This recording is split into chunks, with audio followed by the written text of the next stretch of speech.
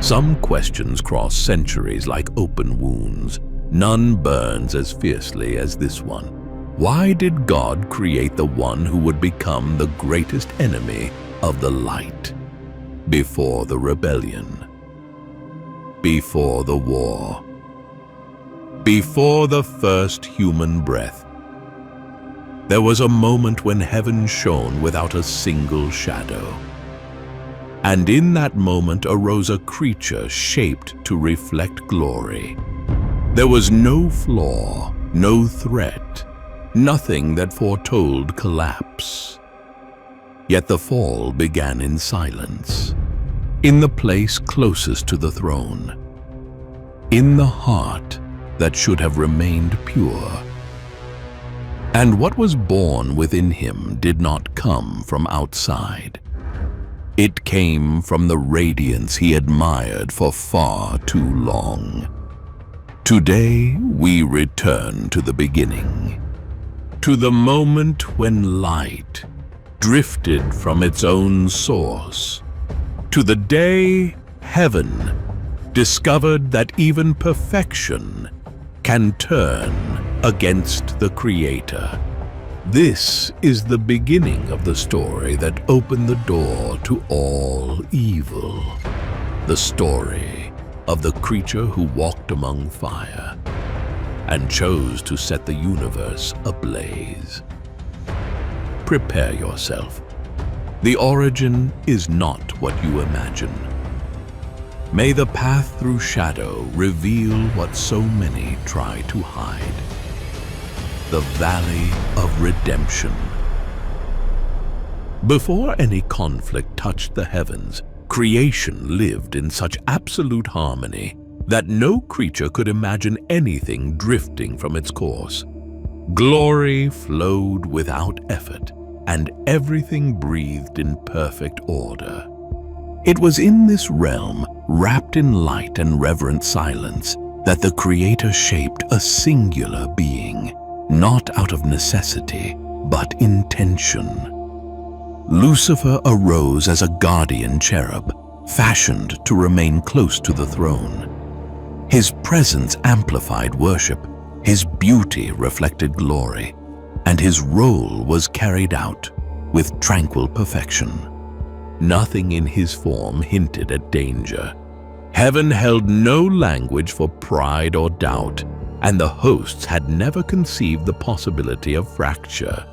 There, where everything was revealed, freedom seemed no threat. It was woven into communion itself. And within that freedom, a quiet shift began to form. It was not rebellion nor open questioning, only a silent awareness of himself, a brief fascination with the radiance he had always regarded as reflection. Lucifer continued to serve with the same rigor, walking among the stones of fire and guiding celestial worship. Yet the attention that for ages had turned naturally towards the throne began to waver. Small moments accumulated, almost imperceptible, yet enough to produce a subtle tension where once there had been complete fluency. The deviation was not in heaven, it was within him. The cherub still sang, ministered, and reflected light. But inwardly, his vision had begun to bend.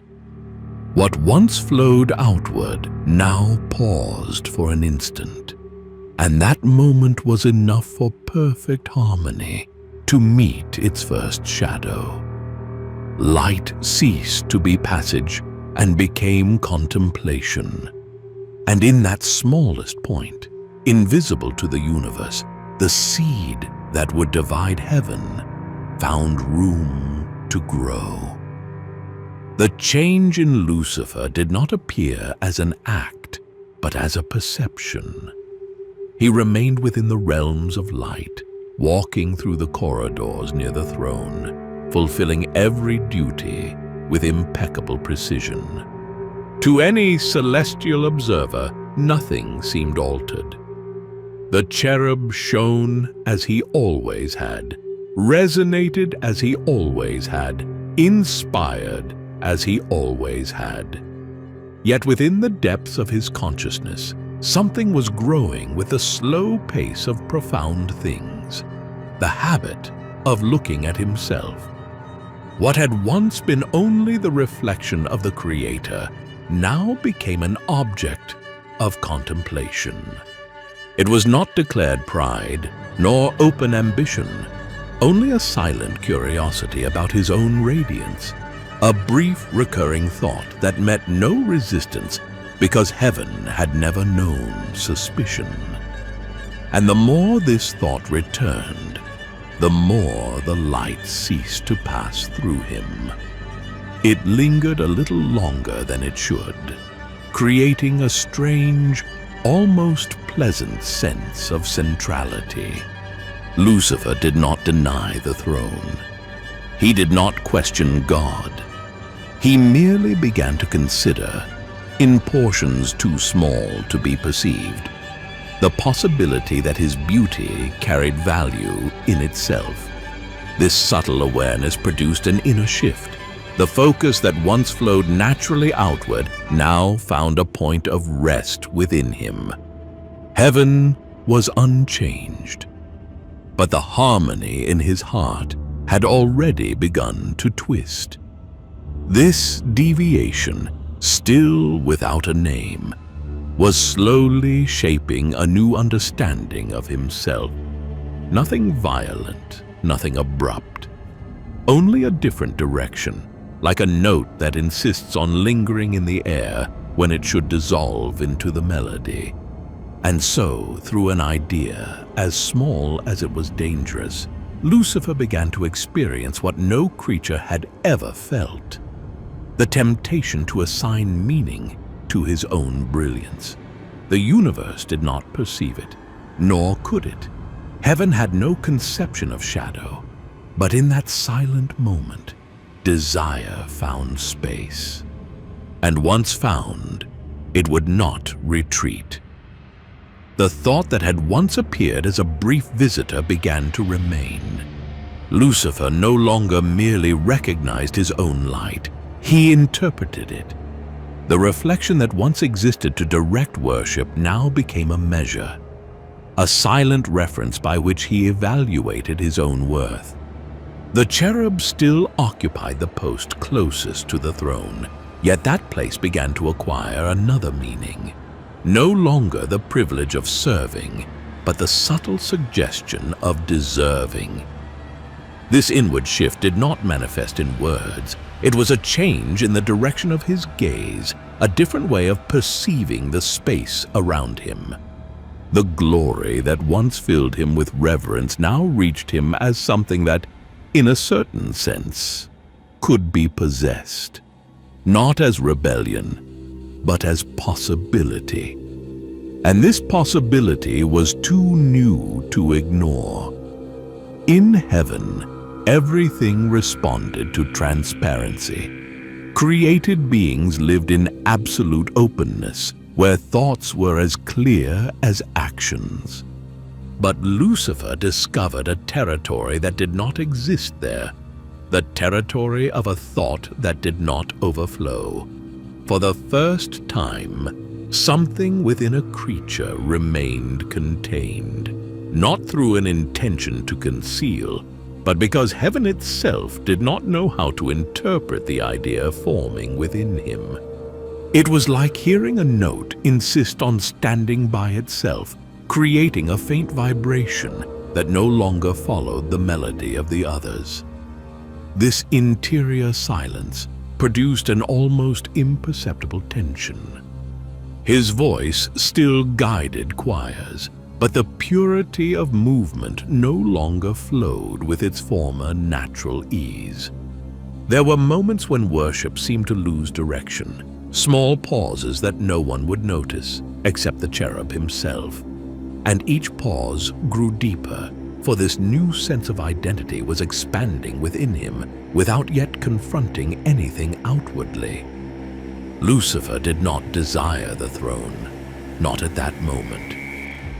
He simply began to imagine what it meant to stand so near to glory, and, at the same time, perceive that this place conferred importance. It was a subtle but potent novelty, the ability to see himself as something more than an instrument. The distortion was still small, almost an internal tremor that did not alter his outward appearance. But once begun, it could no longer be halted, and thus the first fragment of shadow established itself in the one place where darkness was never meant to exist, the heart of the creature who reflected the light. The tension within Lucifer was no longer an occasional impulse. It had become part of his consciousness, shaping the way he moved through the light. The beauty he had always regarded as a reflection now seemed to carry its own meaning, and this silent perception altered how he interpreted his place near the throne. It was not rebellion, but a shift of focus. The importance he once directed towards the Creator had begun to turn back towards himself. He continued guiding choirs and walking among the stones of fire, yet now he observed the responses he evoked. The natural reverence of the hosts, once irrelevant to his ego, began to appear as evidence of personal greatness. That subtle interpretation introduced an almost imperceptible deviation into celestial worship, a note sustained for a moment longer than necessary, creating a tension that only the cherub himself perceived. Lucifer tried to maintain the natural flow of glory, but the light for brief moments paused in him before rising. It was a minimal gesture, yet enough to reveal that the movement of adoration no longer flowed with its former purity. Freedom, which sustained everything in heaven, now followed this deviation without resistance, because nothing in paradise had been fashioned to contend with an inner distortion. And so, a thought took form. What if the light I bear is not merely passage? The question was never spoken, yet it already produced an echo unlike the celestial song. A soft, persistent echo that did not wholly belong to the harmony. The shadow remained contained, discreet, but heaven's silence was no longer perfect. The question that had arisen within Lucifer did not fade. It took shape. The cherub no longer saw his light merely as reflection, and this silent perception began to alter the way he inhabited heaven. Worship still flowed, but not with the same purity. Small pauses appeared, subtle deviations that only he noticed, revealing that something within him no longer bent naturally. Freedom, which sustained all celestial harmony, followed this deviation without resistance. For nothing in heaven had been fashioned to suspect. Thus, the thought that had once been a spark became direction. Not an open rebellion, but an inward inclination that shifted Lucifer a few steps away from the center, without anyone perceiving it. He remained near the throne, yet the radiance no longer emptied itself as before. Glory touched his form, but found a point of retention, a place where the light paused before rising. It was this minimal, almost imperceptible hesitation that marked the true beginning of the rupture. The change of purpose, the distortion of meaning, the sense that his position might signify something beyond service. Heaven still sang. The hosts still moved in perfect order. Nothing appeared different, except for the silence that precedes a fall. For the first fracture in the universe did not open with a cry. It opened with an inward decision made in the only territory where even perfection can falter. The heart of the one who once reflected glory.